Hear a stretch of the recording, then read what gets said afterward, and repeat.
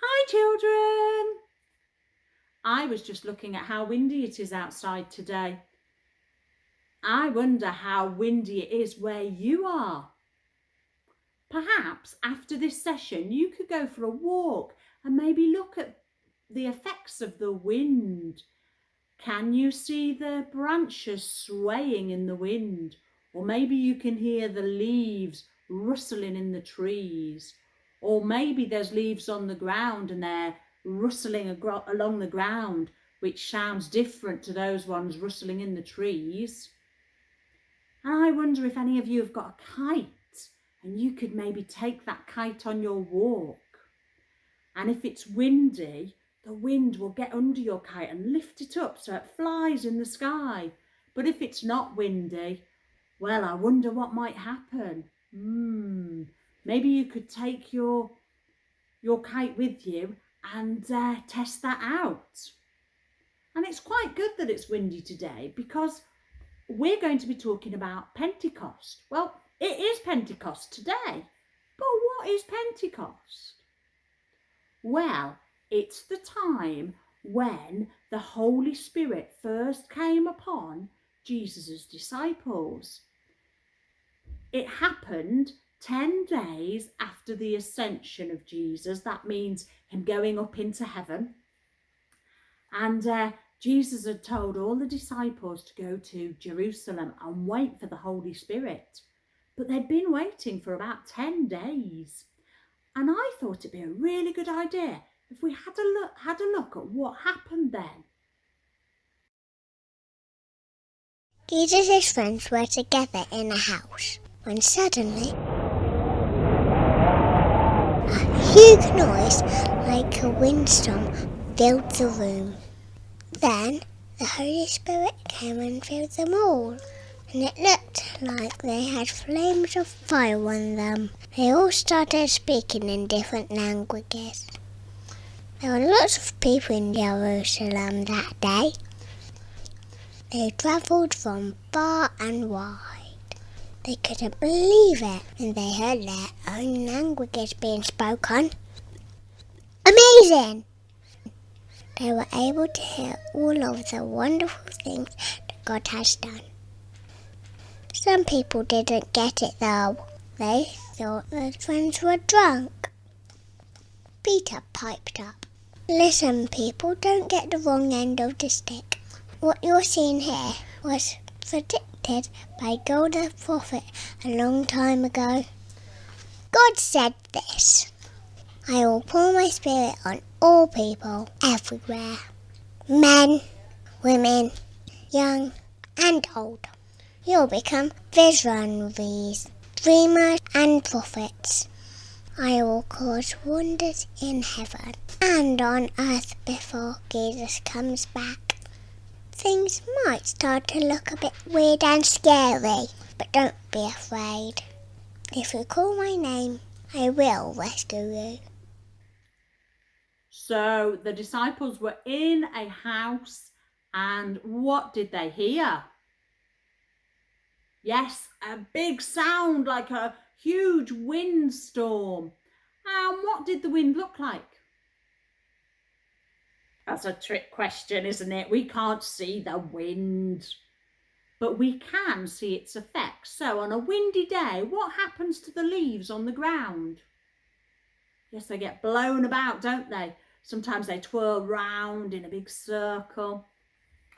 And if I went outside on a windy day, I might feel the cold wind on my face, or if it was a warm day, the warm breeze on my face. What would the wind do to my hair? Well, I can show you with this. This is my wind today, my hairdryer. If I put my hair down like this, watch. Whoa, it makes my hair really messy and blows everywhere, doesn't it? Yes. So we can see the effect of the wind. So what happened when the Holy Spirit came upon the disciples? Yes, it looked like they had flames above their heads, didn't it? And then they were able to speak in different languages. And all the people from all the different countries that were in Jerusalem at that time could hear what they were saying about Jesus in their own language. Wow. So what does the Holy Spirit look like? Again, it's a trick question. We can't actually see the Holy Spirit. It lives within us and we can see its effects.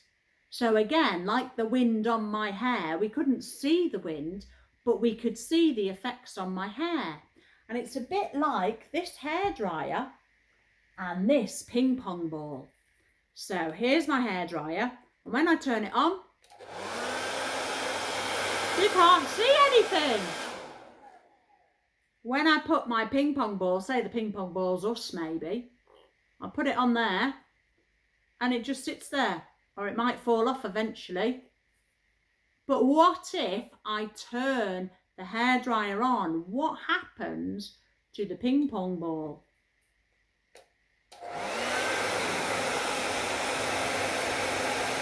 Wow, it stays up. And as I move the hairdryer or the wind, the ping pong ball moves too. Wow! And this is like the Holy Spirit.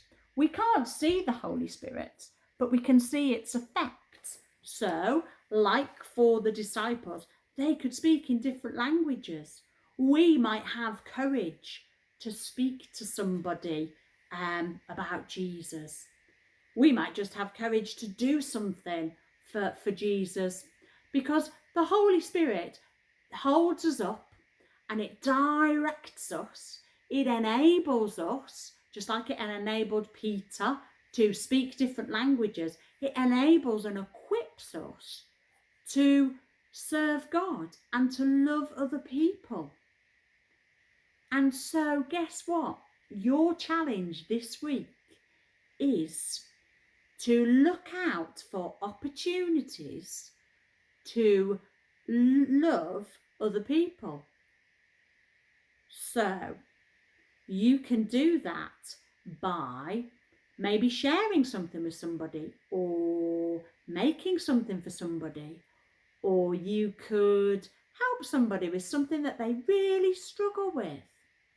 So let's get in our prayer positions and ask Jesus to help us with that this week, shall we? Dear Jesus, thank you that you sent your Holy Spirit to live in our hearts, to equip us and enable us to serve you by loving others. Help us to see all the opportunities you give us to share your love with others. Please prompt us to act when those opportunities arise and not let them pass us by. Roll your arms. Amen.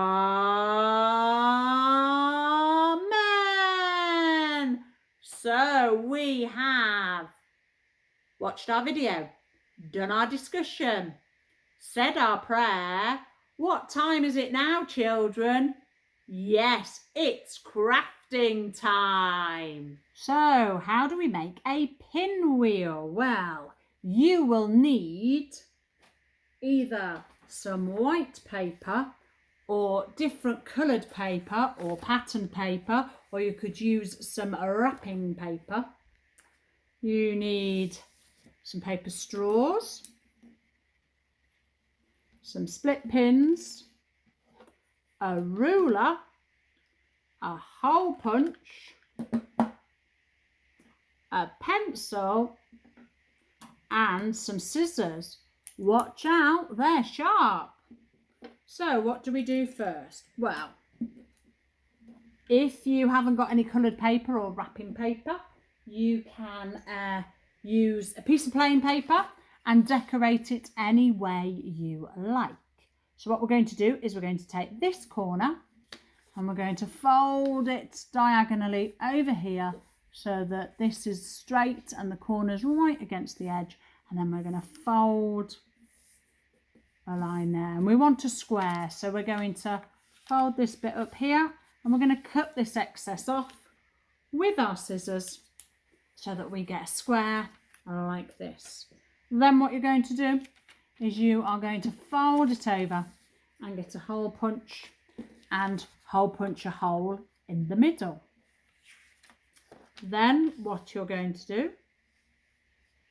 is fold it back out, and if you haven't already, make sure that it's folded across one way and then across the other, so you've got 4 different sections in your piece of paper. Here, here, here and here. So you've got to cross across your square. Then take your pencil and your ruler and measure 10 centimetres from the corner down the line to the centre, like so. 1, 2, and the same for 3 and 4. Then what you're going to do is take your scissors and cut down that line from the corner to the centre like that, and do that on all of your 4 corners. Then after cutting all of those corners like so, you then want to take your hole punch and put a hole in every other corner. So if I put a hole in here, so every other corner you are going to put a hole. So miss this corner and put a hole in this corner, miss the next corner. So once you've put a hole in every other corner, take your split pin and put it through one of the corners, and then the next corner and the next corner and the last corner. That one. Make sure you don't get muddled up with your corners, and then push it through whichever hole at the back, like so, and then split your pin like that. Try and leave it loose so that there's a bit of movement, and then if you turn it over you can pull the little seam. In fact, you could almost fold them here on the top like that, and that will help the wind to get into them so that they spin. So like that, push it up and then just fold it like that. Then what you need to do is take a paper straw like so. I'm just going to put my pinwheel to one side and flatten the paper straw like this. There you go. And then hole punch that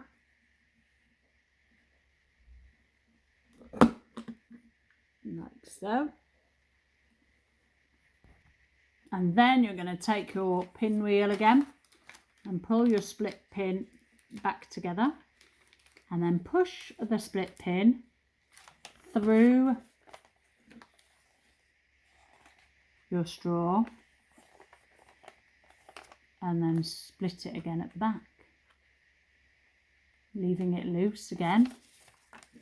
And then you've got a stick. If you've got another straw, then what you could do, if you feel that it's a bit small, your straw or your stick, is just push the straw together, fold it over, and then you can poke it into another one and then give it a blow and it should spin round. Sadly, that's all we've got time for this week, but I hope you've enjoyed making your pinwheel, and I hope you enjoy looking at the effects of the wind. Don't forget your challenge to look out for all those opportunities that come your way to serve Jesus by loving others. I hope you get on well with that, and take care, and I will see you next week. Goodbye, children. Goodbye.